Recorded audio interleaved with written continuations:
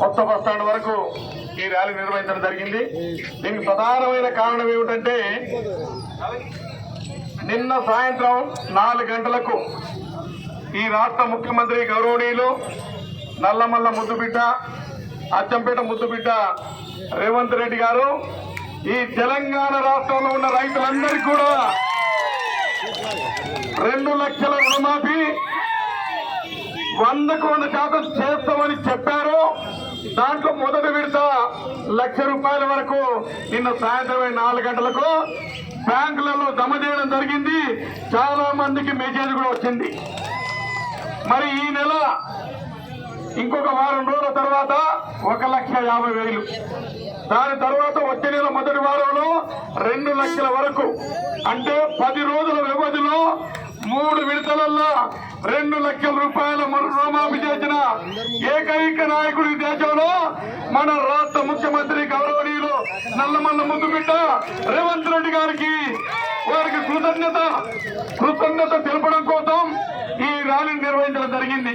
Rally అయిపోయిన తర్వాత మరి ఇవాళ ఈ సభ జరుపుకుంటా ఉన్నాం. దీనికి విచ్చేసిన అందరూ కూడా పేరు పేరున నమస్సుమాంజలు తెలియజేస్తూ దీనికి సహకరించినటువంటి అధికారులకు, పోలీస్ సిబ్బందికి, అదేవిధంగా ప్రింట్ మీడియా, ఎలక్ట్రానిక్ మీడియాకు నమస్సుమాంజలు తెలియజేస్తూ తెలంగాణ ఏర్పడిన తర్వాత మొట్టమొదటి ముఖ్యమంత్రి పెద్దలు రేవంత్ రెడ్డి గారు దాన్ని పిలుపునందుకొని ఇవాళ మా ఎడ్ల బండ్లో ఉన్నటువంటి రైతులు పెద్ద ఎత్తున, నేను ఇన్ని వస్తామని అనుకోలేదు, 20-25 అనుకున్నా కానీ పెద్ద మొత్తంలో ఎడ్ల బండ్లు తీసుకొచ్చినటువంటి ఎడ్ల బండ్ల రైతులకు వారికి అందరూ కూడా మరోసారి కృతజ్ఞత తెలియజేస్తూ ఇది వినూత్నమైనటువంటి ర్యాలీ. దీనికి ముఖ్య కారణం ఏంటంటే రైతు రుణమాఫీ ఒకేసారి చేయడం. ఈ రైతు రుణమాఫీ గత ముఖ్యమంత్రి కేసీఆర్ గారు ₹1,00,000 లోపల రుణమాఫీ చేస్తామన్నారు, కానీ చేయలే. ఏ ఒక్క రైతు కూడా రుణమాఫీ జరగలే. మరి 2022 జూన్ 6 నాడు జరిగినటువంటి వరంగల్ రైతు డిక్లరేషన్ లో ఈ దేశానికి కాబోయే ప్రధానమంత్రి మాజీ ఏఐసిసి అధ్యక్షులు రాహుల్ గాంధీ గారు మాట ఇచ్చారు, మా ప్రభుత్వం వస్తే ఏకకాలంలో ₹2 లక్షల రుణమాఫీ చేస్తామని రాహుల్ గాంధీ గారు మాట ఇచ్చారు.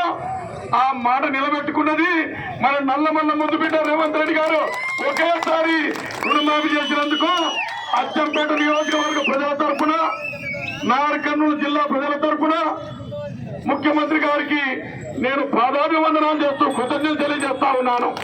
అసలైన తొలి వెలుగు. ఫాలో వాట్సాప్ @తొలి వెలుగు official.